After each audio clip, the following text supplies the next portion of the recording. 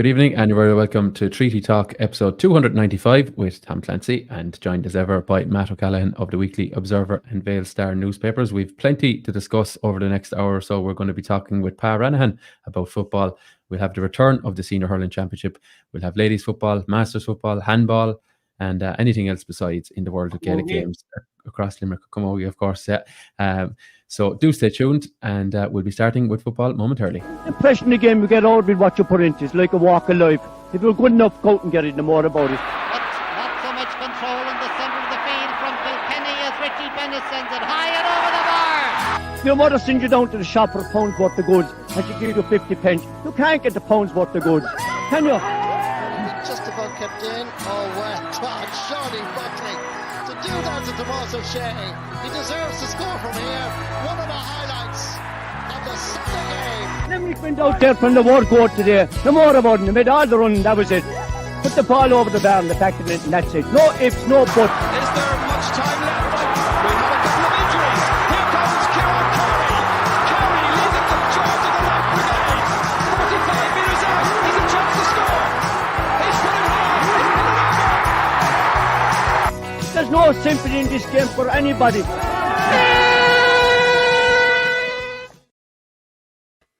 Yes, so very welcome, as I said, to episode 295. Pa Ranahan of Ballysteam, but now, of course, Munger at St. Paul's joins us. Pa, how's life? How's all with you? All good now. Credit union's flying it, and the sun is shining today, so happy out at the minute. Yeah. How are you, Pa? How are you, Matt? How's it going? Good to see you again. Although I saw you last Thursday, was it? Yeah, we were on maybe opposite sides of the fence for, well, you were being an unbiased journalist, and I was being a very biased coach for Munger. So I suppose would you in other codes they'd probably call it Super Thursday, would they? Yeah, there was a lot going on a Thursday night around Limerick. So Super Thursday. it has its merits in some people's eyes, and in other people's eyes it doesn't. But we might touch on it sure at some stage. I'd say those with it having merits in their eyes are in a minority, from what I'm hearing. Yeah, there are some pros, I suppose, to it. Like there is the classic. It frees up a weekend for people, and for people. Even look, if I'm being honest, even for myself with the family and things like that, there is that to it. But with my Thursday as a day is quite stressful if you're working 9 to 5, I suppose, and a lot of people are, and trying to get to a match for a 6:30 start isn't the easiest thing. Once you get over it and you get the win, it's happy days. You've the whole weekend to enjoy it. But yeah, getting to a Thursday 6:30 out in Kilteely, and I must say about Kilteely, and even I was there early, and I met a few of the club members before the game started. I couldn't be more complimentary about how they had the place set up and the venue itself. Venues are I haven't been there since about 2001 in a county league game, and it's changed a small bit, but they were really delighted to host the game, I suppose. So it's definitely things like that are definitely worth seeing when we can move around the county. Yeah, I agree with you totally, Pa. I've been down there practically every year, once or twice maybe, but they always push out the boat. And what I've seen, and I remarked it to one of them last Thursday evening, was the improvements year on year to the place. It's a lovely venue now, a lovely venue to visit, absolutely lovely. And as I said, they let no stone unturned in making sure that everything is in ship shape. But before we go into football, Pa, we must congratulate you on Mungret on what you've achieved. Like coming up, I suppose it's fair to say maybe that consolidation maybe was the first goal. But now to be in the semi-final with 4 straight wins, it's simply phenomenal. It's the story. It's the story of the championship, and God knows the championship did need a story. Yeah, I listened to 2V a lot, and you're kind of singing off this sheet about Adair and Newcastle dominating, but like the reality is, you're up there until you're not up there, and I don't know about congratulations, because like I'm only there 18 months, and look, there's a lot of work that has gone into a lot of these players. Like I think I was just looking at on Thursday night there was 10 lads who played in the under-21 county final there in December back in Turnafulla. So like they're a very young team. As we know, with youth comes fearlessness, and there's a bit of fearlessness in him. I know I was thinking consolidation from the very first senior match, but I know confident young fellas as most young fellas are, they were looking beyond that. Look, lack of experience is definitely a thing with them, but you would have to say up to now that they have shown their abilities in different types of games. Like, they've won in different ways against all the teams. And so, look, at the same time, a lot of the teams you have to say we've played to date have been short a few of their starting 15. But you still have to win those matches, and they've performed reasonably well to date anyway. Yeah. But if Mungret, I suppose, had a very, very positive story in the championship this year, I suppose another big story is the decline of Monaleen. Yeah, I suppose, look, we played them very recently, and I'll be honest, and I said it to John Keogh after the game on that night, like, we were very lucky to win the match. Like, we had a good first half, and for some reason the second half we didn't come out and play, and Monaleen probably should have won that game, bar an unbelievable block from Townlide on Darren Murray near the end, and we got the penalty going up the field and got a penalty. So it's small margins, as you know, but they've been on the wrong side of a few small margins last week. I know, look, they're down the likes of Donald Sullivan, and I mentioned experience in Mungret. Like, when you're missing the likes of Donald back in the goals, and someone as good a footballer as Brian Donovan has been for Limerick over the last few years, like, they're two big losses. But we would all have expected a club the size of Monaleen to be able to handle it, but it's just small margins. Like, people kind of run down the quality of the Limerick Football Championship, but still, if you're not at your peak when you're playing the matches, especially come rounds 3 and 4, early rounds, all right, you can kind of maybe sleepwalk a small bit, but rounds 3 and 4, if you're not at your maximum and you're not nailing everything that needs to be nailed, you usually get found out. And look, you've said it a few times, Matt, usually as the year goes on, Monaleen gets stronger and stronger, but for some reason they're just not getting the breaks at the minute, and they're facing into a big game against your locals in 3 weeks' time. Absolutely, a huge game. Tom? Yeah, Pat, just we come back to maybe the championship, and you mentioned maybe the quality of it. And look, there is probably, if whittling down, as you say, some people. I think you touched on it at the start there, and it's something that has been myself and Matt have discussed. I think we should discuss maybe between the three of us in as fairly as we can. I suppose that we were joking about the 6 fixtures being on Thursday night, Super Thursday, and I suppose I've done a bit of homework and I suppose reached out to the 12 senior clubs, and kindly some of them came back to me with a bit of feedback, because there's a lot of stuff that goes on in the background that we're not all aware of course. But as far as I'm aware, 2 clubs requested to play on Thursday night just gone, but I don't remember seeing 6 senior games in any county, and I'm completely open to correction on this, and I certainly don't remember seeing it in Limerick. Our Premier Football Championship or our leading avenue to promote the game and to sell the game. And as well as I do, you probably know much better even than I do, Pat, is if Monaleen are playing the Pearshig on a Friday, then on the Saturday afternoon they'd happily go along and watch Mungret and Ballylanders, for example, if it was available to them, and it's the same for supporters, players, coaches. You'd like to scout the opposition, wasn't available to you last week. Is there frustration in the ranks that maybe that last Thursday is it's a negative against Limerick football? Because I think, as I said, there is great players, there's great teams, there's great coaches and all the rest of it, and we want to see that pushed out across the weekend. It's we only get 5 group games as it were every year, plus the 3 knockout weekends, so there isn't a huge window of opportunity to promote the game. So, like, is this frustrating for you as a stakeholder in the game? Yeah, look, the Thursday night fixtures are kind of not a new departure, but they're kind of something to have become more prevalent the last few years. To be honest, as a coach, as I've said, and even as a player, I didn't mind them in the sense. So it's not that there was a game on Thursday or that we have games Thursdays or Fridays.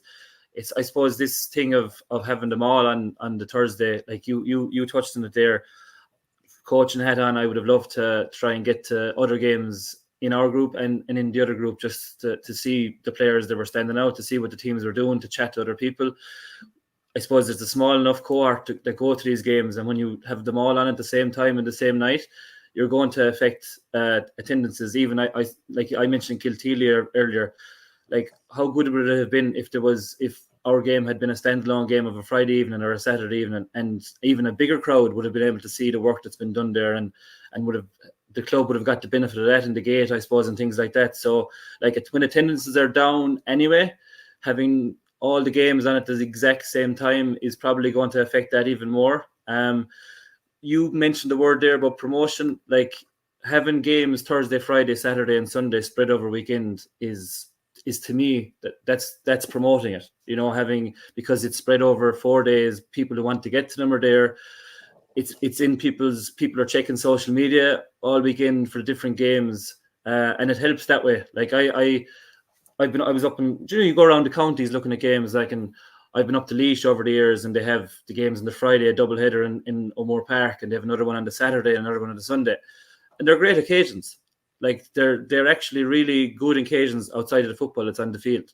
I remember not that long ago, there used to be double headers back in Newcastle West, and the crowds used to be at them, and even in Mick Neville and Gaelic grounds in years gone by, and you get bigger crowds at them. And it just helps promote it, because I think, just look, what's happened has happened. If it's the way it's going forward, then maybe it needs to be discussed. I don't know why all the games were on Thursday. I asked one or two people, both officially and unofficially involved, and they couldn't tell me an answer either. So, look, some clubs, we're all in a situation, we've all been there, where we'd love to have, there's something on the weekend, a wedding or something that's on, or electric picnics, which was on not that long ago. What are they going to do next year with Oasis on in the middle of August? I don't know. Is that weekend going to be kept free? But look, there are all times where clubs want things on at a certain time. But it was just very strange, I suppose, that you had every club involved and every match involved in the Senior Football Championship on a Thursday evening. It was just the first time I'd seen that happening. Maybe there was valid reasons, but I personally, as a person who's interested in promoting football, wouldn't like to see it. But like I said, there are pros to it about freeing up weekends and all that. Yeah, and we as Irish people, we like to lean in and look on our neighbours, and I'm sure you'd love to watch your native Ballysteen, of course. If it was available to you, and you're not alone in that. But we'd seen it in the hurling rounds, and look, we're not knocking those who make the fixtures entirely, because they have got it right. And Matt, you pointed this out to me as well earlier this afternoon. There was two senior hurling games on a Friday night, two on a Saturday, two on a Thursday, two on a Friday, two on a Saturday. Thursday, Friday, and Saturday. Worked very well in that to the me early is round. the template, Tom. Yeah, it's quite absolutely simple. Do the same for football. Happy days. Now, like, the 2 rounds of the Senior Football Championship, 12 games, 10 of them played on a Thursday night. There was 4 of them in the 3rd round played on a Thursday night because of electric picnic, and I get that. And the other 2 were played on a Friday night, so there mustn't be electric picnic in 4 clubs. Yeah. But having said that, I get that. But what I can't get at all, and what speaking to people around the county, they cannot get why there were 6 games last Thursday night. Now, I was offered an excuse that was the leaving certificate. Results were out the following day. But so were they were out for the intermediate and junior teams as well. It was in the junior rank, yeah. We played a Friday night. I don't think that, personally, that doesn't wash with me now as a reason for it. But I think to promote the game, we need to give people the best opportunity in the best facilities. And in fairness, you've praised Kilteely there. It's not a venue I've actually ever been to myself, but if it is, a worthy facility, that's where we want to play these games. We want them to be available to people. And even a club like Kilteely, I'm sure, I think they're the same grade as myself in Premier Junior. They enjoy seeing the senior game, and as long as it's available to them, I'm sure locals go as neutrals to watch those, and it's the same everywhere else in the county. We've seen Palace Green used in recent weeks, Ratban, home of all Christians, clubs that haven't been frequented but for senior games. So like, that's a nice departure, but I guess you're never going to see a big attendance if there is multiple games clashing at once, and you're coming in there again. I don't buy this thing either that, there's nobody going to these games. In fairness, there was a fair attendance there, given the weather and everything, wasn't that? The stand was full. To be honest, Thursday night, you had every excuse not to go to the game. Like, the weather was given for bad. Kilteely, I didn't realize how far away it was from Mugger. Actually, it's a nice spin from a lot of places. Like, so, you had every excuse not to be there, and the stand was still full of people. And you can imagine how many would have been there if it had been in I suppose a more reasonable time. Look, at the end of the day, players and coaches and whoever and referees and all and journalists, if it's on at 2:00 on a Tuesday, you'll move heaven and earth to get there. Like, you'll make everything else work that you will be there on time. But if you're talking about promoting the game, that's a different thing. like the players and the referees. In fairness to McGrath, himself and his 4 umpires are there, journalists there, like ourselves there, Ballylanders are there fighting early with their coaching team. Like you'll do what you can to get there in time, but it's the supporters, and when the games aren't been, I suppose, streamed at the minute either, like there isn't as many eyes on it, and we all know if you want to promote something, you have to have eyes on it, and I just think that's the only thing. Like Thursday nights are Thursday nights, and there is pros to it, but having so many on at the same time, at I suppose that early in the evening. It just doesn't lend itself to promoting it to as many people as possible. Maybe that's all. Yeah, But absolutely.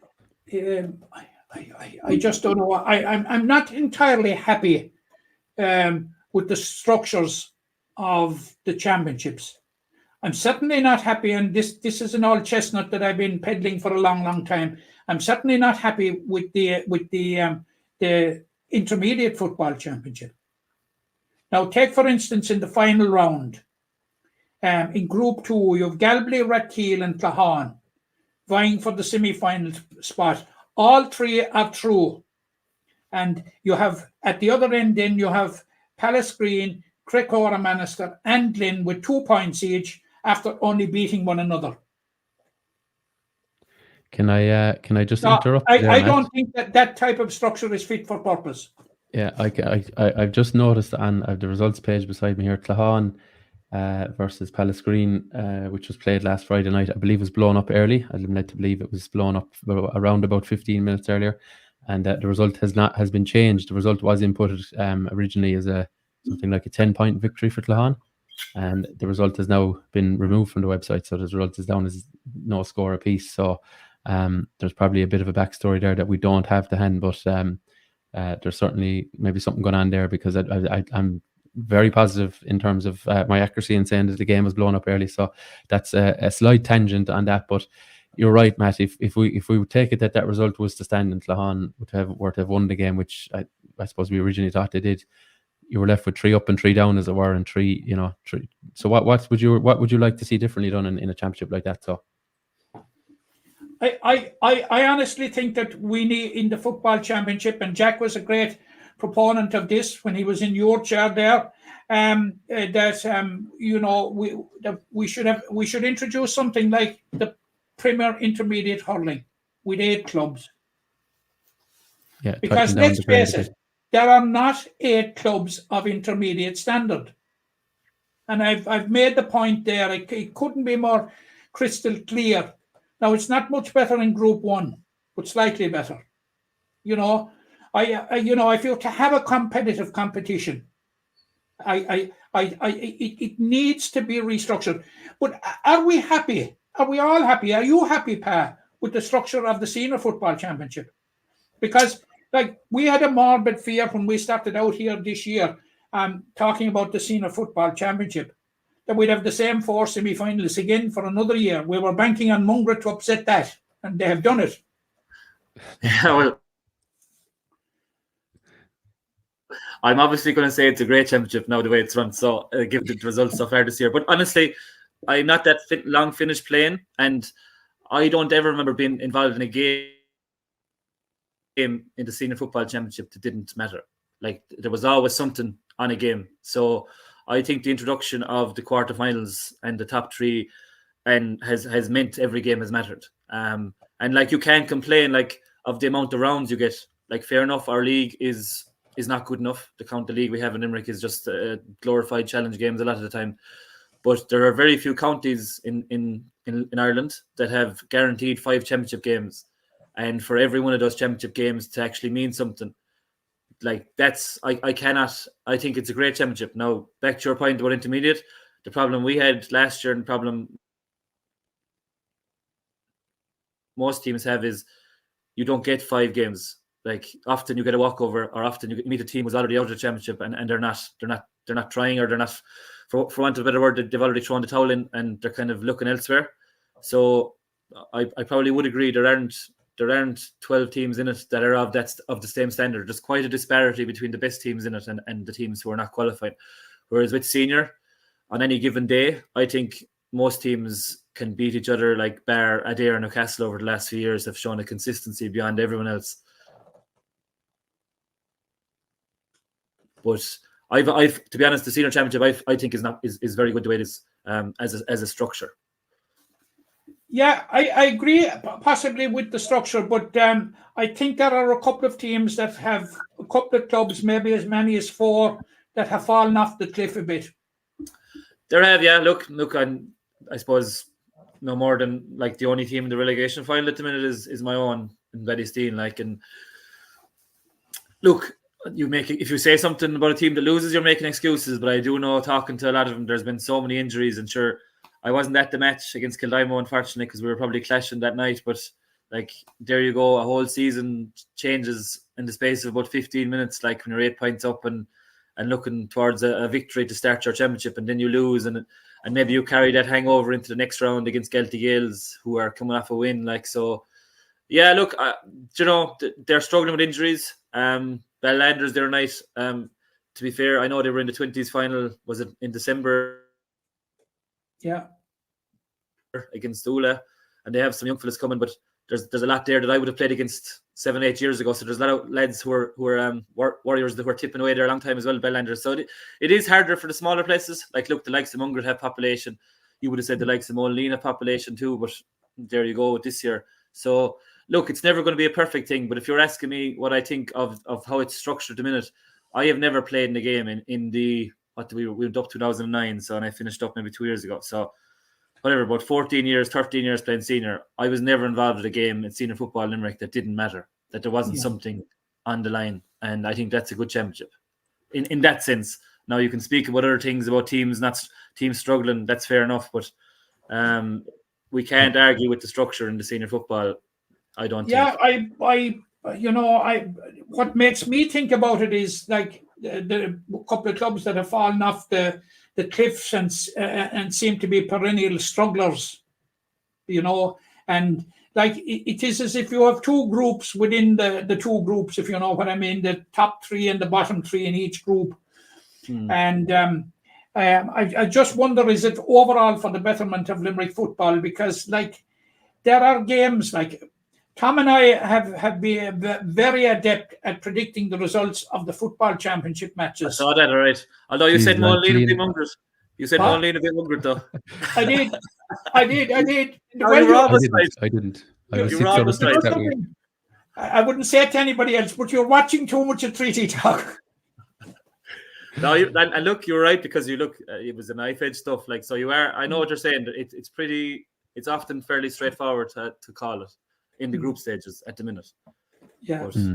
Yeah, look, I what I would say to that, actually, just a slight tangent on your point as well, there's actually a complete dead rubber coming up between Ula and Kildimo Pallaskenry. I saw that. Right. To be fair, I think in the 5 or 6 years that I've been really like honed in and reporting on games, I don't think I've seen that. It's not too frequent in the senior championship, and actually, by virtue of having the head-to-head rule there, that actually kind of can create more dead rubbers, because teams can invariably cannot catch a team 2 points above them if they've lost to them. So but going back, I just want to take up the point that Pa made there about his own club, Ballysteen. I was actually at that game, and like with 15 minutes to go, even with less, you couldn't see only one winner.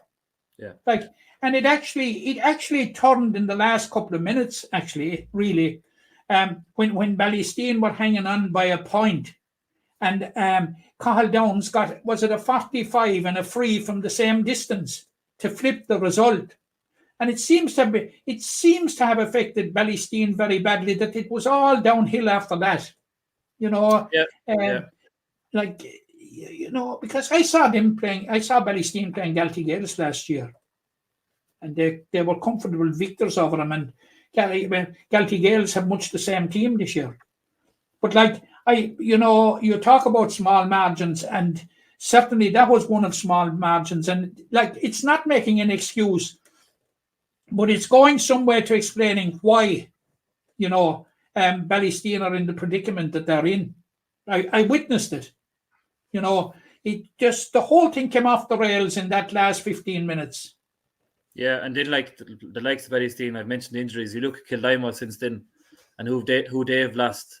off their team, like, so, and they're struggling because of that, like, so you lose any of your frontline players, especially your inter-county frontline players, and you're going to be struggling. I suppose that is an explanation for how some teams struggle some years. Even the likes of Moline, who we would have thought who would be not susceptible to that, like, they lose 4 or 5 lads, and all of a sudden they're facing into what they're facing into. So it's not an excuse. It isn't an excuse, but it is a reason. It's an explainer, I think, and that result, Kildime Pallaskenry beating Ballysteen by a point, that could define both their seasons, because obviously Kildime have struggled. It's the only win they've got to date, but that win has kept them up, as it were, and it has sent Ballysteen to the slaughterhouse, as it were. But like, not yet, not quite yet, but they're on their way, as it were. They'll have to try and do something to arrest the slide. But like, look, I suppose they have a round 5 game to steady themselves, and then obviously, try and set themselves up for the playoff. But generally, Pa, in the championship, what are you seeing? I suppose trends and teams emerge. I know there was a clip doing the rounds of Meath's football championship the other day, and looked more like rugby league, I think, than anything. Are you seeing noticeable patterns of play? Now, I know, like, if as someone who watches both hurling and football in equal measure nearly at this stage, you do see a lot of the same trends from intercounty coming into the hurling. And are you noticing that in football as well, or how are Limerick clubs going about things? Look, I suppose it depends. Everyone's different. Like, you can have a great idea of how you want to play, but then if you don't have the players, then you can it's just a great idea. Like, you can have an idea about having this lovely kicking game and flowing the length of the field, or going long and kick outs, and then you turn up and you've 2 midfielders who are 5'7", and they have 2 midfielders who are 6'8". Like, so it's nice to have an idea. Like, but look, we all want to play football the right way, and I think if you try and create environments where people want to be there at training rather than having to be there, like, as a coach and as someone who wants players to go training, you try and create that, because look, otherwise, if you don't win, what's the point? And I suppose that's the thing. Like, you can set up, and I know teams set up and they're very successfully, and they win trophies out of it, and that justifies it. Like, the ends justifies the means there. Like, and you get to celebrate your year, and you have the trophy, and everyone celebrates on social media. And but what if they don't win? But what if they don't win? And only one team can win. Like, so there has to be more to it. Like, even coming back to Mungret, like, a few people have kind of sarcastically maybe said, "Oh, Munger for the county," when I've met them recently. Like, and they're saying it with praise, like, but also with a smile and a smirk of, like, you're kind of doing more than you should be doing at the minute. But they're enjoying their football. Like, and at the end of the year, if the lads don't win Anton, which is unlikely at this stage, because you still have to beat the perennial champions in Newcastle and Adair, and even Father Casey's Gelty Gales, the teams who are always in the knockout stage. If you can't turn around and say, geez, that was a very enjoyable year, I really enjoyed the football that we played, then your year is a disappointment. So, like, that's, maybe you might say it's a get out of jail card for me to say, because if you don't win a trophy, you can always say, well, we tried to play nice football. But that's the way I think. It's easy for you to say it in Mungret, though, when you've got a bit of depth in your panel, and you can cut your cloth differently, and there is depth in that Mungret panel. Like, if you're in something like Ballysteen at the minute, you do whatever it takes. So you're speaking from a point of privilege at the minute. If I was after a few losses, I'd probably be looking at, how can we get a result here? I don't care how we get it. We're just going to get a result. So there is that to it, Yeah. Adair did it, though, Pa, came up and went straight on to be county champions, and it's not too long ago. So the paragon is there for it. Yeah, if Mungret have as good a run as Adair had, that would be very exciting. All right. Yeah, we're not heightening the pressure on you now or anything like. I know. Look, I suppose, let's be honest, the buzz around Mungret at the minute is in football terms is great. Like, and even the club itself is flying it. But you have an 8-week break now to a semi-final. Like, you have 3 weeks until St. Kieran's, which is a big match, and you want to keep that going. But you have 5 weeks after that, and you're going to be playing a team who's after getting a good victory in a quarter-final. So, like, there are challenges with it. Would I like to be in this? Would anyone in Mungret have taken this position at the start of the year? 100%. But to say that you have a chance to win it, you have a chance because you're still in it. But if you looked at the bookies who are rarely wrong, then you're still a bit down the pecking order. Yeah, very good. Sorry, no, my dogs are agreeing with you here, Pat. But before we let you go, you're obviously, as you said, you stepped away from playing, certainly at a maybe more serious level, but you're really enjoying it on the sideline, I take it. And Mungret, given the way the club has been going and maybe the emphasis on, I certainly as someone was a neighbour over in Ballyroan, it seems to me like there's an emphasis on player development rather than winning. Now, sometimes one can lead to the other, but there seems to be a real there doesn't seem to be, especially in the younger ages, a real desire to win at all costs. They want to bring forward as many players in both codes as possible. Is that fair to say? Yeah, 100%. Just from looking at it, like I seem to spend half my life blowing Mungret J pitch now these times with my two kids and with the bit of training we do, and it's a good club to be around. And I would agree wholeheartedly with your comment about not, look, we all want to win. Winning is it makes us all feel great winning, but as a club, they try as much as they can to put out two teams in every grade, and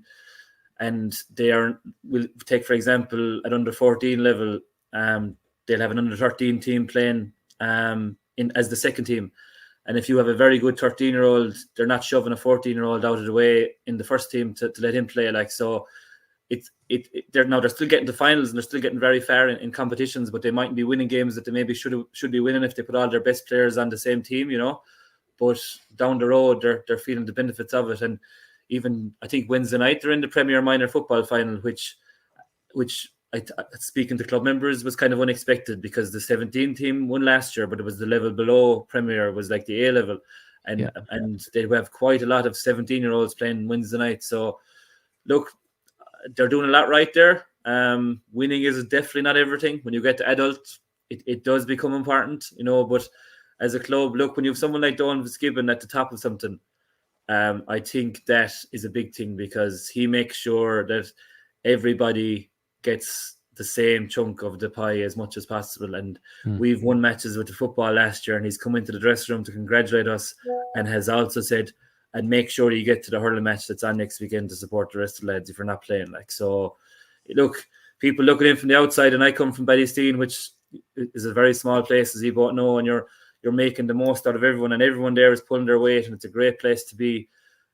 Like, when you have somewhere like Mungret, you can also see the other side of it, where you have a lot of numbers, but you also need a lot of people who are coaching, giving up their time, and many hands do make light work. Like, that's the truth of it.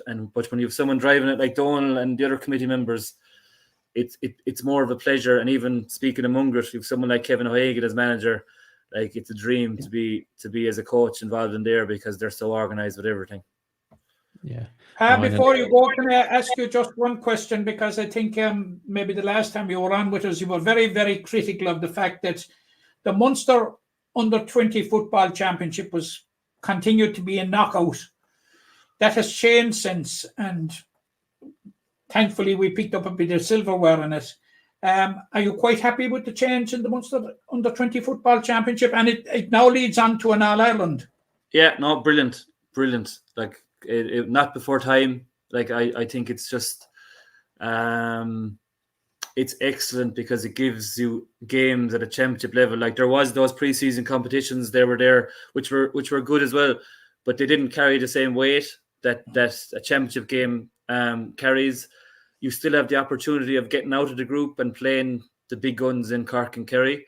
And I must say, on the 20s, I think not before time, it's a great appointment to have John O'Grady and who they have there involved. Like, you couldn't have a better manager for that age group. That's not to cut down anyone else who's ever done it, by far from it. But he's the perfect person. Yeah, and the people he's brought in around him, the likes of Andrew Lane, like, it's I just know from talking to the lads, they're excited to get involved with those because they're good football people who know what they're doing, which is very important. I actually met him on Sunday night. It was the first time I met him since his appointment. He was at the top of the table clash between Ratheel and Galway, and he absolutely exudes passion for it. And of course, like, he was looking over players at that stage, typical of what you'd expect from John. And I agree with you, and I'd like to congratulate John and wish him the very best of luck in his job. It's a big task, no doubt about it. And but I think, as you said, Pa, that the new system, it gives you're getting games, and you have potentially you're guaranteed nearly 5 games. Whereas you were knocked out before, one attempt, you could be knocked out. So it's invaluable for a county like Limerick. You couldn't, it's invaluable. You're playing football as long into the year as Kerry's and Corks, no matter what happens. So it's huge. Absolutely. Okay, and I think on that note, Pat, we'll leave you go. We've plenty of loads of other stuff to discover. I must reiterate your point about Donald Fitzgibbon, having met him a few times. A real, I suppose, clubman, sportsman, as it were, and really wants to drive things. And you can see, the one club model in that club as well, with the way they're promoting Camogie and ladies football, as well as obviously men's football and hurling as well. So I'd say they're going to go from strength to strength in the various codes, maybe to the envy of others, but we'll soon see. Pat, thanks very much. Thanks very much, Pat. Okay, as I said, many thanks to Pa Ranahan for joining us, giving his views on the Limerick Senior Football Championship and matters arising from it. Matt, just as he goes there, he's done a fantastic job with them. He was modest there about it, but he's done a fantastic job with Mungo St. Paul's. I've seen him a couple of times, and they play very, very good football. The way they overran Ballylanders in the second half, obviously, there was probably paint coming off the wall at half time, maybe, but they really play good football. And it's a very, very good philosophy in setting out his team, and he just has done a fantastic job there. Yeah, not shy of a goal or two, obviously, for the other night, but I think they've got goals in every round, if I'm not mistaken, as well so far. So they're certainly on the right track, and I suppose effectively only 2 victories now away from a county title. So not a million miles away. Now, I think we'll stay on the big ball, as they call it, a bit of ladies football now. I think, Matt, we've concluded the group stages of the football championship, so we're down to the quarterfinals, and just looking at those fixtures, Matt, you're grimacing there, Matt. What's your surprise? I suppose there was a bit of a surprise at the weekend, when Monaghan travelled to Ula and were beaten by 10 points to 7. I think it was a bit of an upset because there was a general belief and narrative going around, and it has proved to be incorrect, that St. Elby's and Monaghan, who contested last year's final, would top the respective groups, but it hasn't happened. Now, it wouldn't be the first time that Monaghan didn't top the group, so I wouldn't write their obituary yet or at all, actually. But they were turned over by Ula, but Ula have been there or thereabouts last year. You remember they took the championship by storm last year, Tom, in their first year senior, topped the group into the semi-final and did well, and it looks as if they're building on that this year. But they topped the group, and as I explained, there were 2 groups of 4, and the top 2 teams in each group would have home advantage. That would mean in the quarterfinals. That would mean that in Group 1, St. Elby's, who finished top, would play Drum Broadford, and Ballylanders, who finished second, will be at home to Fiohana Castlemahon. So if you flip across to the Group 2, Ula, who were top, will play Old Mill, and Monaghan, who were second, will be home to Galtee Gales. So there are 4 very interesting quarterfinals. They are scheduled for Sunday, the 8th of September at 4:30 in the afternoon. So nice. It probably is a good time, as it gives them an opportunity to steer clear of most of the hurling that will be on that weekend. Now, if we flip back to the intermediate, we have 2 groups.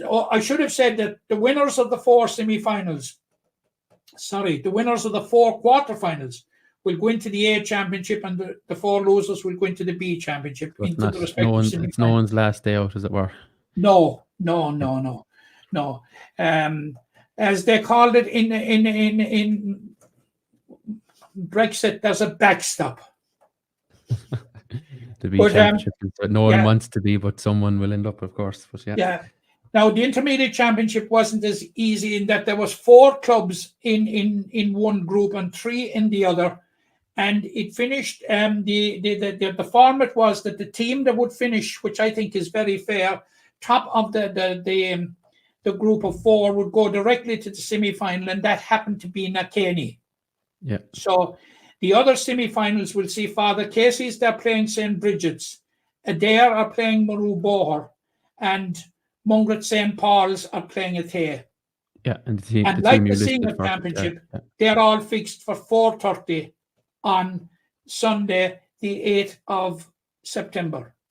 Okay. So yeah. we'll be spoiled for choice. My own Yeah. club, Ballylanders, will be here at home. So Yeah, very good. Yeah, look, and we won't get into them all being on at the same time, but look, they've set the fixtures out, because I do know a lot of those teams would have younger players with trying to start work and trying to start arrangements and all the rest of it. So they're there in good time for them to make themselves available for that Sunday afternoon anyway. So we but can shall I see. stress again how good the format is, as I've outlined there? I think it gives everybody a very fair chance. I had a bit of criticism like that, there was no jeopardy in the group stage. What do people want?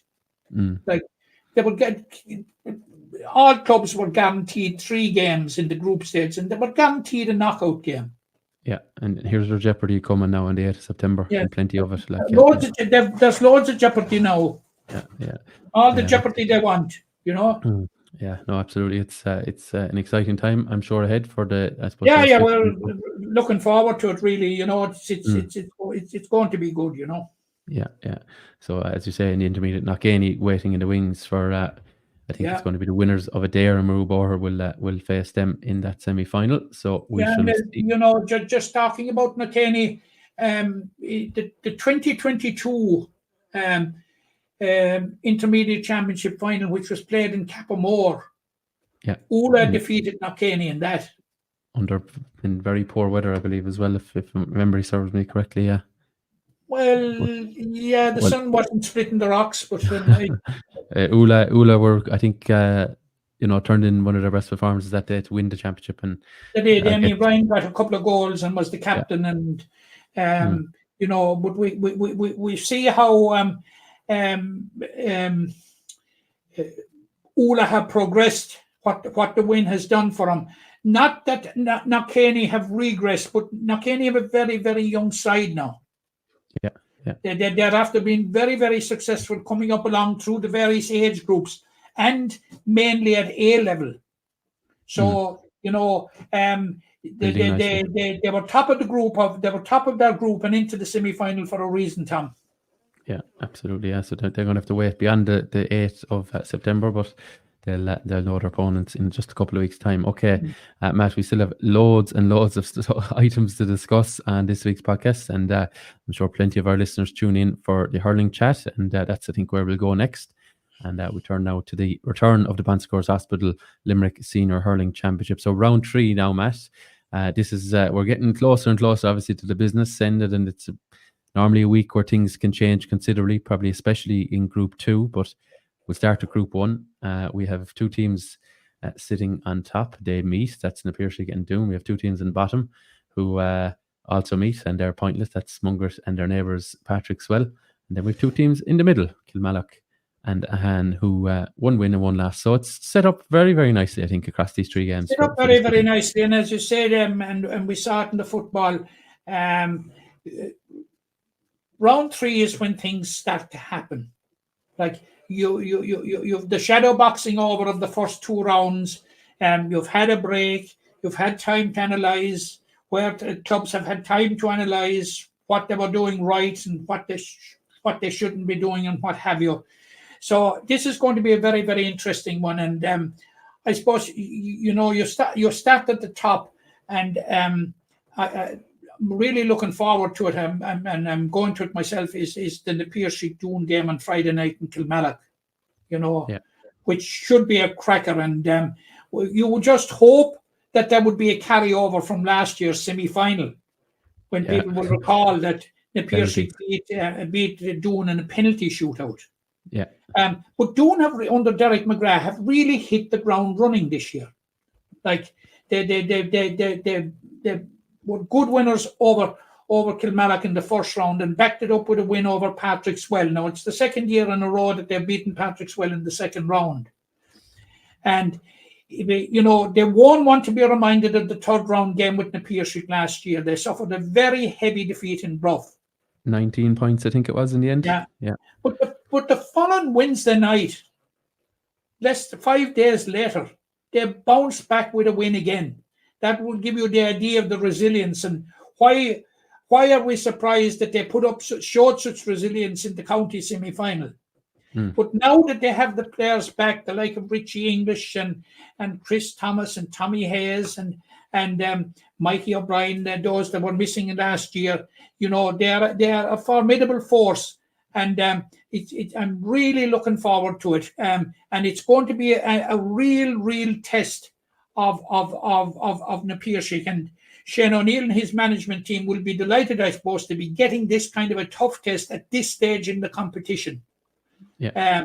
Because they have been, I suppose, you'd have to say, relatively comfortable without being spectacular to date. Like they had that win over Patrick Swell in the first round, then they fell very far behind the hand at the start of the second round, but you know, came back in typical Napier fashion and dug it out. So, like, patrons to Kilmallock on Friday night, Tom, are in for a treat. Yeah, and All-Ireland final referee Johnny Murphy is in the middle for that one as well.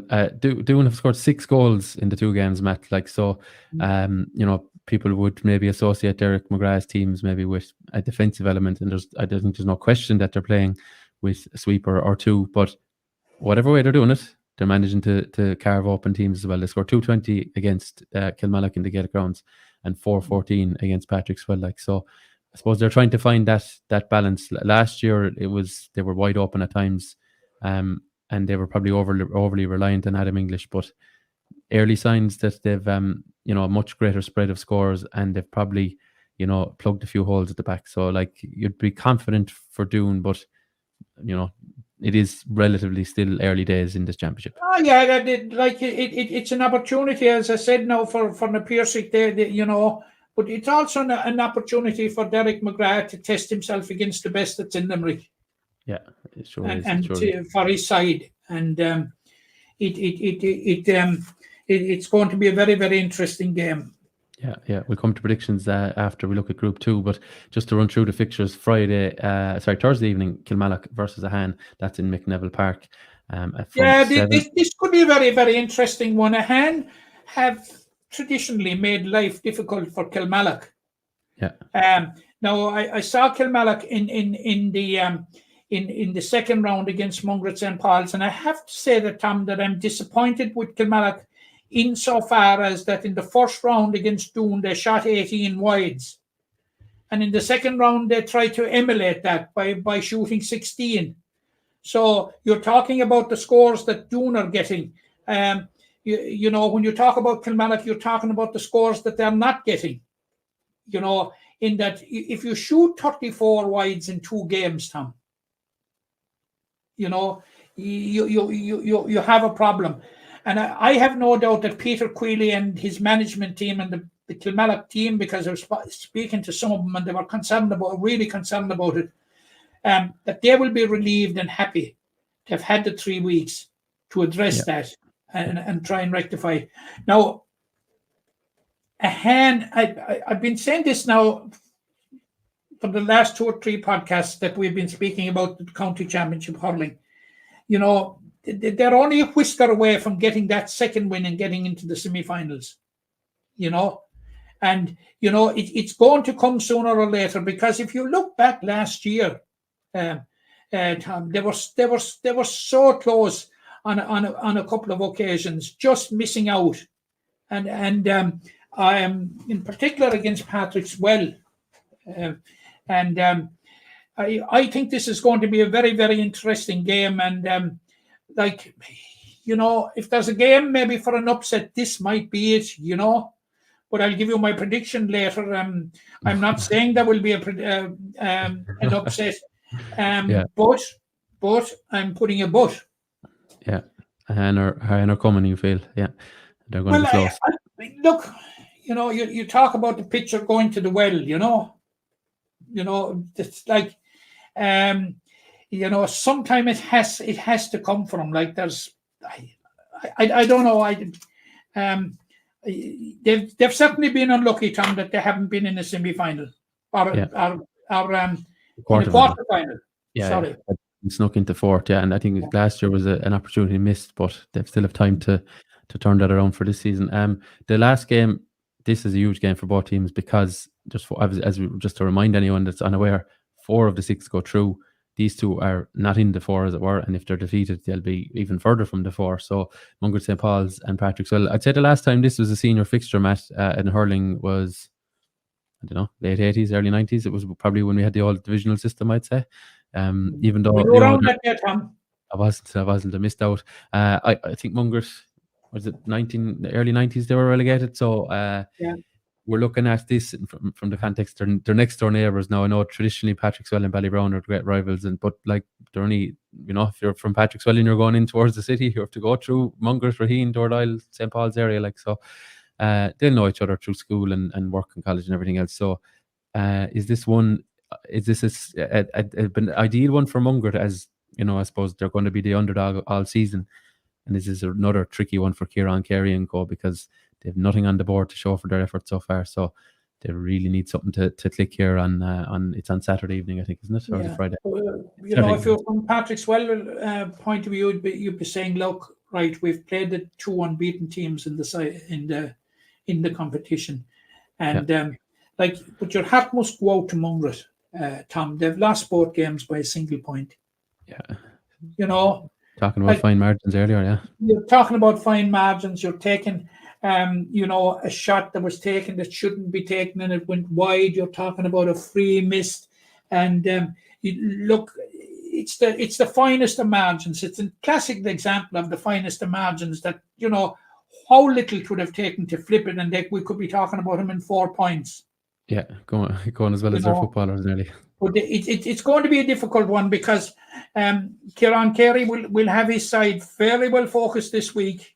He'll be saying, lads, another defeat, and we're in trouble.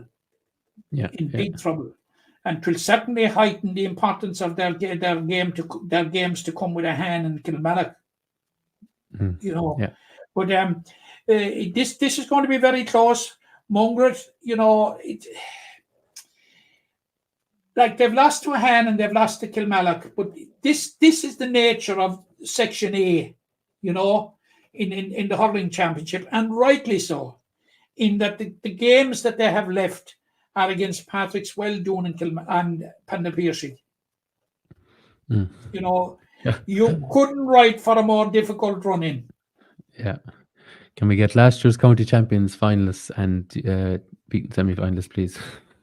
Yeah, that's not great. I suppose they knew they were getting into the bear pit match. They knew what they were getting into. Well, they did, and they wanted to get in. And I said, and you laughed at me 3 weeks ago, that if they go down, and I've seen them hurling now. If they go down, it will. It will make Section B very easy to predict next year. Yeah, well, I don't know. I can't remember laughing at that, but yeah, they'll be. Yeah, they are. Excuse me. They are on an upward trajectory, and I think were they to go down, I don't know if it would be much more than a blip. Yeah. But I think they'll be hoping that them going down is not an option, and a victory over Patrickswell. No. There'll be no talk of they going down. Yeah, but no, a victory here would it go a long way to securing their place in this grade next year. Now it wouldn't rubber stamp it or anything like that, but it would. I think put them in a very good position. It would force Patrickswell into a situation where they would have to pick up a win and a point at least from the last 2 games. Yeah, and that's the mathematics of it. Yeah, and they have to play a hand, and who's the last game against Kilmallock. Kilmallock. So yeah, as we know, no easy games in this group. It's fair to say. So that's the City Derby. That's on in Tlahan on Saturday evening. I think time now, Matt, to look at Group 2. I think 4 o'clock is the throwing time there. Oh, apologies, yeah, I didn't mention that there. It is indeed 4 p.m. in Tlahan. Group 2, Matt. Now we're talking about moving weeks or vital round 3 clashes. This group, considering A, that there's relegation out of the championship entirely, and B, that there's only 2 teams coming out. This is a pivotal week for all 6 teams. We have Ballybrown. It is, and there's actually only 1 team coming out.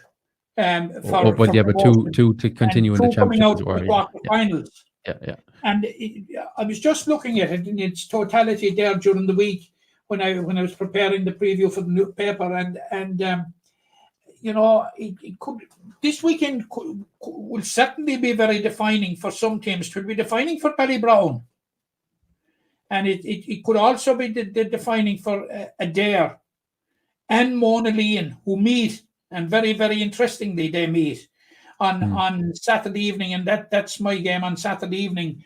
And I'm looking forward to it. 'Tis in Bruff at 6:30. But there's a challenge here for Mona Leon. There's a challenge here for Mona Leon. Mona Leon were Munster and All-Ireland Intermediate Club champions in 2022. Last year, they got a couple of wins, consolidated. Tom, they must now deliver. Yeah. They must move on a step. They have lost the first round to Ballybrown. They have been very, very good winners in the second round. Yeah, but they did that. They did that last year, Matt. They lost to Ballybrown in round 1. They beat South Liberties in round 2.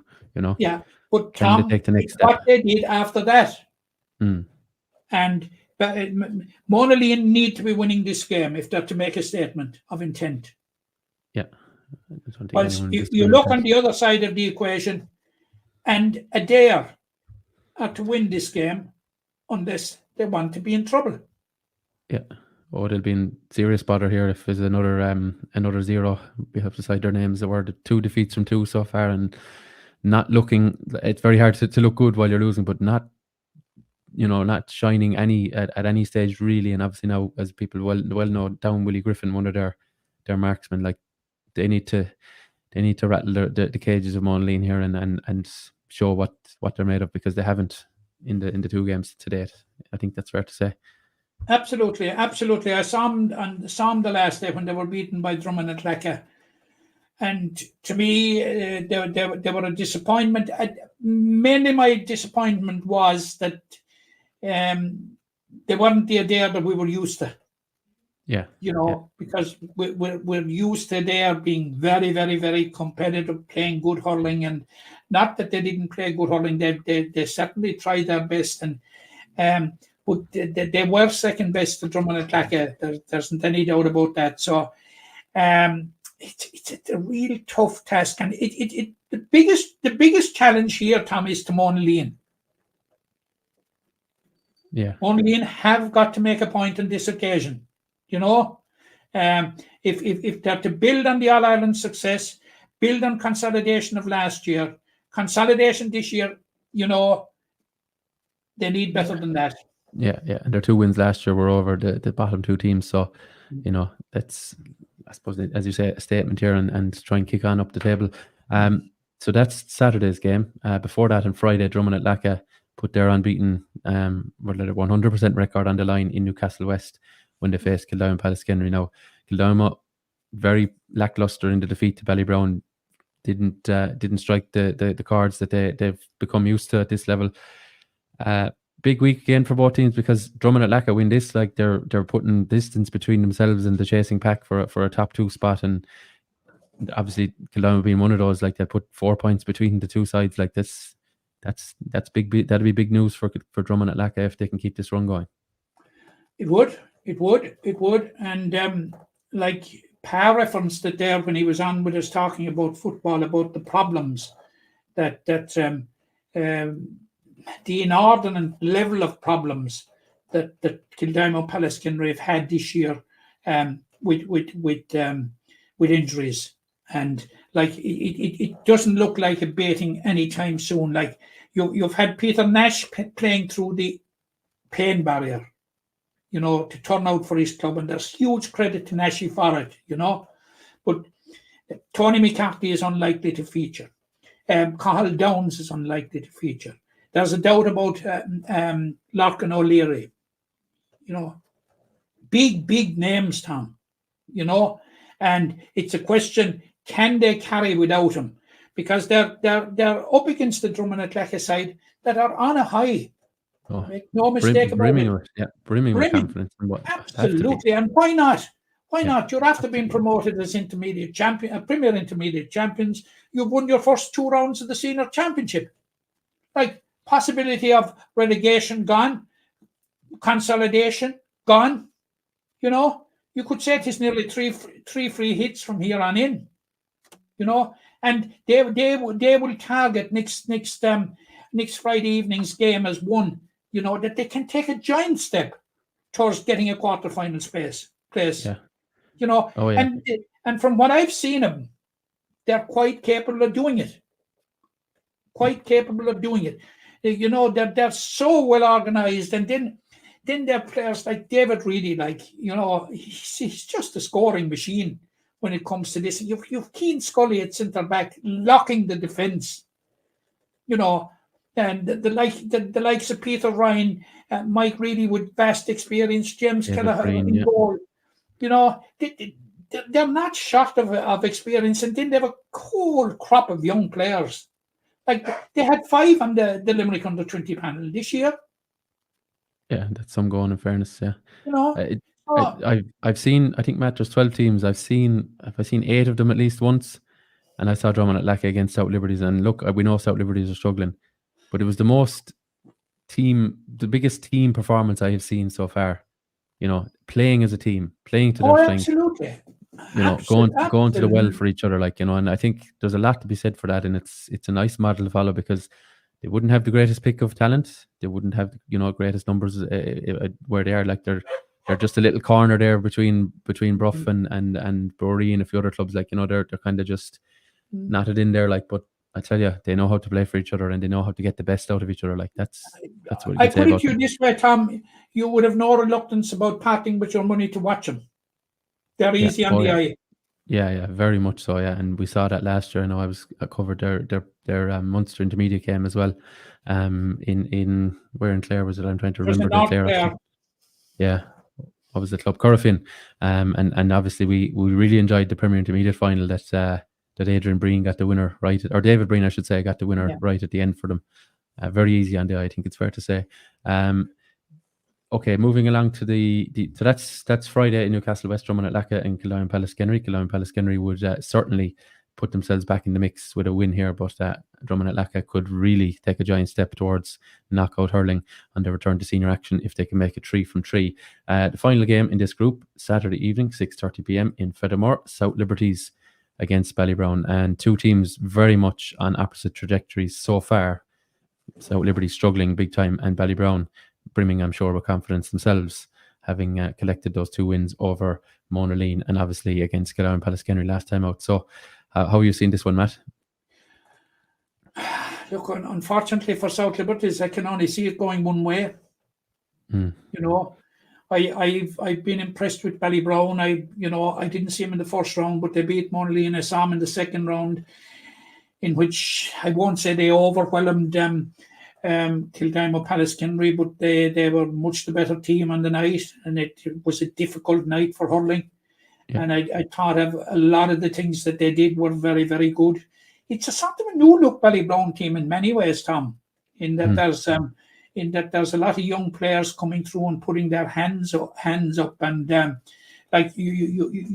we know about the likes of the Colin Coughlin's, the Aidan O'Connors, the Luke O'Connor, and all those sort of young players coming through. And what about James Coughlin? Yeah. He gave 2 great performances so far, yeah. To me, an absolute revelation, at wing back. You've that sort of players, and Ballybrown to me looked to Tom to be a hungry group of players. obviously hurting from just missing out last year. And there's a belief within themselves, I think, that they have a right to be playing at the top level, and they're certainly going the right way about it. Now, unfortunately, the trajectory for South Liberties, Tom, doesn't make happy speaking nor happy reading. It seems to be a downward spiral. Like you recall last year, they lost the first 4 games, couldn't buy a goal, and didn't hit 7 of them against Garrisballan. Bizarre, Which was bizarre, or it was a complete change around and saved their skin. But you're just wondering, were they only saving their skin for 1 year? I think a third defeat is going to put them in a serious jeopardy of not being involved in seeing a hurling next year. But they have risen from the ashes before, so we won't count them out just yet. No, and like all the clubs, I'm sure there's a tremendous pride in staying at senior level. I think it was 2008 or 9 they got up. They've been there a long time in their own right. Won the intermediate championship, won the Munster intermediate championship. And they had a very good base, and they came up and they were quite solid performers at senior level. But it has gone down a bit now for the last couple of years. This is like my own club, Glenroe, at Premier Intermediate level, who are really struggling and, almost into miracle territory. It's much the same with South Liberties, I'm afraid to say. Tom, I just, I know we can't have the status quo.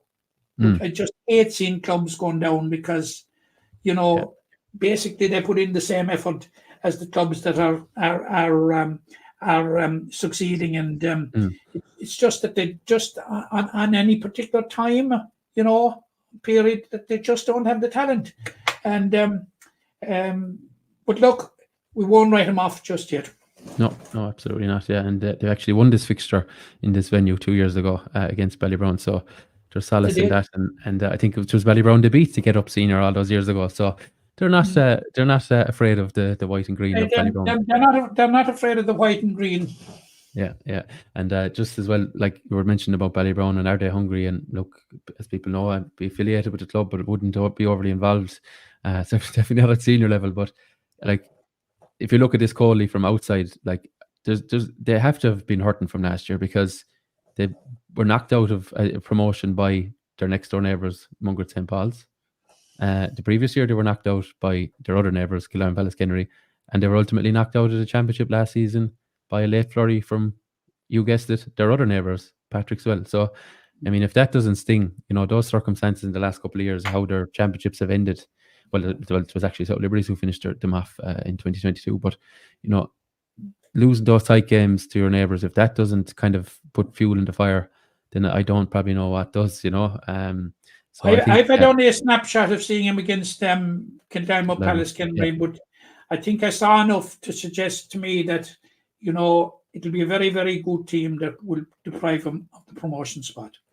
Right. Well, yeah, promotion. Well, I think the top 2 is the thing they're looking for first, and a third win would put them firmly in that picture ahead of the last couple of rounds. Okay. We'll look at Premier Intermediate, Matt, briefly. I know the time is certainly running away from us this afternoon. We had a great chat, obviously, with Pa Ranahan earlier in the piece. Predictions time. I've John Kyo's here to hand somewhere, and I think it's time. Just on the Premier Intermediate. Sorry, you want to do the predictions first? My apologies. No, I think no. If you want to discuss Premier Intermediate now, because I very little to. We very little to discuss in the Premier Intermediate in that there was only one game. Yeah. And it was a fantastic game of hurling. Yeah. But Bruff won it by 3 points. They scored 2 goals and 17 points and shot 23 wides. Yeah, that's a phenomenal sum of wides. It's a phenomenal, absolutely phenomenal statistic. Yeah. It's a phenomenal statistic. Now, Paul Brown turned back the years, had a fantastic game, I thought, at midfield. Sean Finn was named at centre-back. He moved to centre-forward, got 4 great points. And there's a young man, and I'll mention his name here, and watch him for the future. Sean Casey of Bruff. Right. Was he full? Where did he play? Full back? No, centre back. Centre back. Okay. Oh, you would have played full back on. Was it the Limerick Miners or the hospital team? I'm mixing them up now. Yeah. I've Um, seen this guy playing with Hospital, and I've seen him playing minor, and I've seen him playing senior or Premier Intermediate now, and he is quite comfortable and quite adept. Very good. Yeah. Well, it's free. And Sean it Finn has freeing up as well to play. huge. Yeah, Sean Finn was very good. Blackrock got a goal to go ahead.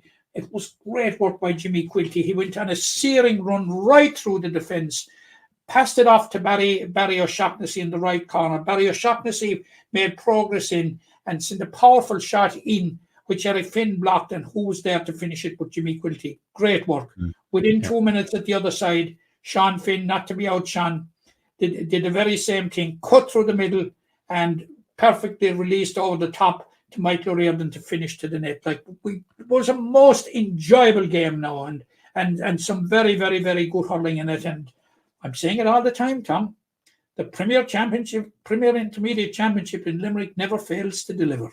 Yeah. No, I don't think there's anyone in the county who would disagree with that. Plenty of South Limerick derbies as well for yourself and indeed myself, and now an adoptee of this neck of the woods. Plenty of clashes there. You have to be 60 years in South Limerick before you become one of us. Oh yeah. You don't get to go yet, Tom. You get to citizenship, is it? Yeah, a couple of years to go yet. So, so I suppose that kind of brings the fixtures closer to. I think there's still one outstanding game in that, but it brings it closer to parity in terms of games played. But the top four who get through: Newcastle West, Effin, Bruff, and Gary Spillane at this juncture. So we'll revisit that next week. Just a quick run through of those fixtures before we come back to our senior predictions. Gary Spillane facing Glenroe on Thursday at 6:15. It's Bruff and Glenroe and not long. Sorry, just it's whatever I'm looking at. And Newcastle West in in Ballygran. Apologies. Ballygran. It's 6:30. Bruff and Glenroe, as you said, in Knocklong, also on Thursday evening, and then on Saturday, Effin versus Blackrock, 3 p.m. in Kilmallock, and then on Sunday afternoon, 4 p.m. sees Granagh Ballingarry against Napier-Sheek. That's in Adair Sunday on the 1st of September. Okay, senior fixtures. Well, seniors. The predictions, Matt. Group 1. How are you seeing these ones? We'll start. Just trying to find the fixtures here again, of course. What's the state of play, Tom? Oh well, I've tied it up, Matt. Sorry, I don't have the graphic to hand here, but I have tied it up thanks to Ula's 4-point victory. That brings me back level, 32 points. Matt O'Callaghan, 32 points. John Keogh lagging behind on 29 points, but I correctly got 5 out of 6 results right last week in the football, as I think you did, Matt, and indeed John did. But of course, you predicted Ula by 2, and I predicted Ula by 4. So that has seen me join you at the top of the table. Jesus, great Matt up here at the top. Let me Josh Ryan in a second. Why didn't he kick an extra point? Oh yeah. Well, I've had a few of those games where I've been at, and I think Jesus was a point here or there. He kicked 9 of them, in fairness to him. Yeah. He's the second highest scorer in the championship behind Alan Daly. St. Kieran's is Alan Daly. 219 brings him to 25. Josh Ryan 24 points. And Dylan Cronin, the Napier-Sheek's man, I think he does their graphics as well. He has 217 as well. Interestingly, none of those teams guaranteed knockout football. Well, one of them will be, but no one is actually at this point guaranteed football. But yet they have the 3 high scores in the championship. So. Slight, I suppose, contradiction in its own right. Okay, Senior Hurling Championship fixtures. I haven't hand there, so I'm going to look at John Keogh's here in a second. I'll call his out at the end, Matt. I think it's the most efficient way of doing it. Kilmallock versus Ahan. What way do you see this one? Kilmallock by 4. Kilmallock by 4. Okay, I'm going to go with Kilmallock by 5. Let's make sure I note these correctly. The second game, Doon versus Napier-Sheek. I'm going Doon by 2. Doon by 2. I'm going to go Napier-Sheek by 1. And Patrick Swell versus Munger St. Paul's. I'm going Patrick Swell by 3. And I'm going Patrick Swell by 5. Patrick Swell by 3 for Matt. Okay. And the other group, if I can flip to those fixtures now, Drummond at Lacca versus Killearn Ballaskenry. I'm going Drummond at Lacca by 3. I'm in agreement with Drummond at Lacca, but I think the margin will be 5. And the next group game is Adair and Monaleen. I thought long and hard about this, and I spoke a bit about it, as you remember now. Yeah. I'm going Monaleen by 2. Okay, Monaleen by 2. Sorry, you said Drummond Alaka by 3, yeah. And then the last, sorry, my own prediction, of course, Monaleen to win this as well. I think Monaleen will win this by 3. And the last one, I am going to call Ballybrown to beat South Liberties by 8 points. Matt, how do you see it? I'm calling 6 there. 6, okay. All right, and I'll just give you John's predictions very quickly. I have them to hand here somewhere. So much, as I said, to cover on this week's podcast. Round 4, where we're looking here now, is Doon. Sorry, now it has escaped my clutches here. Okay, he said Kilmallock will win by a point against Ahan. Doon will beat Napirsig by 3 points. That doesn't add up. Sorry. I'll have to find him here 1 second now. He said Ballybrown will win by 10 in Group 2. Monaleen, he believes, will win by 5 points. And Drummond at Laka to win by 1. Sorry, I just need to check one thing. Yeah, Patrick Swell, he said, will beat Mungret by 6. So he believes the Well will truly get back on the horse this week. Okay. So that's John Clo's predictions, following up from myself and Matt's. As we say, always a bit of fun. And please do leave yours in the comments if you want to go up against us this week. No one has put their neck on the line just yet, Matt. You know, we've had plenty of people telling us we're wrong, but you know. Oh, they tell us when we're wrong, and you got that wrong. But nobody ever told us. You're right. Like, you know, it was like I was 20 years an auctioneer, and nobody in that 20 years ever told me I was asking for too little. Very good, yeah. And I might add that we all got 5 out of 6 results right in the football last week, so we're not completely out of tune, it would appear. Okay, we're not the dunces we look, you know. No, that's it. Yeah, don't let the image fool you. Okay, Camogie, Matt. I think that's where we need to go to next. Yeah, we've some very interesting second round games this week. In Group 1, we have. These games are on. They're on Saturday evening at 7:00. Right. Now I spoke with the Camogie Associate of the Camogie County Board during the week. You know, is it a bit ambitious having these games at 7:00, especially if you get a bad evening? But obviously, they didn't come back to tell me that they were changed. But in Group 1, you have a meeting of 2 first round winners, Monaleen and Bruff. They're meeting in Atlaka at 6:30. And they both won in the first round. Just to put people in the picture, there are 4 teams in each group, and the top 2 teams in each group will qualify for the cup, not the championship, just called the cup. And the second 2 teams in each group will have to be satisfied with a plate. Yeah, cup and a plate. A cup and a plate instead of a cup and a saucer. So, but whatever it is. But no, seriously, A obviously is the county championship, and the plate is the B championship. But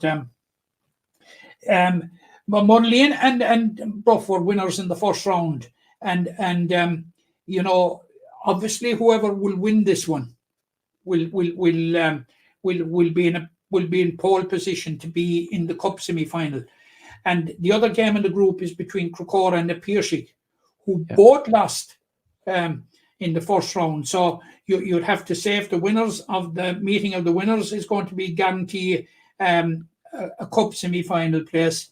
The loser of the meeting of the losers is nearly guaranteed a plate place. Yeah, it does. It does. Bar does a draw on one or the other, but I'd say if you're beaten second time, you're in real peril of missing out.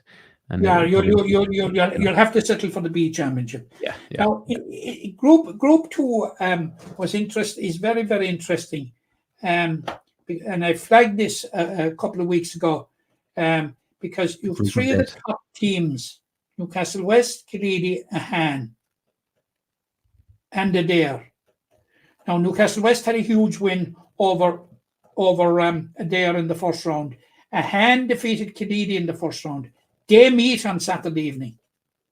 Right. So It's very, very like it's two winners and two winners meeting again in this group. So it would look as if the winner of this one will go through to the A championship, and the other game then is between Adair and Killeedy, and again the loser is likely to go into the B championship. But what a game there's going to be in the final round, when we'll have a repeat of last year's county final between Newcastle West and Killeedy. There will be so much riding on that game. It will be just simply phenomenal. Yeah, there is a possibility that they could both be on a win. And again, I'm just speculating that where the results could fall. They could both be on a victory, and basically could be a de facto quarter-final, as it were. Winner take all scenario. So like that's intriguing. A winner take all, but for the loser, it would be the B championship. And that's not where these teams would have set their targets. That is of Newcastle West, Killeedy, and Han, one has to fall into the B championship. Yeah. They'd be firm favourites for it now, I'd say, but we'll see how this plays out at this weekend. We'll be a lot clearer, I think, come about 8:30, 8:45 Saturday evening, of who's in or who's potentially in and who's potentially out. I think who's in and who's out, and who has, Yeah, and there's obviously action then across the other grades. I don't have the fixtures to hand, but there's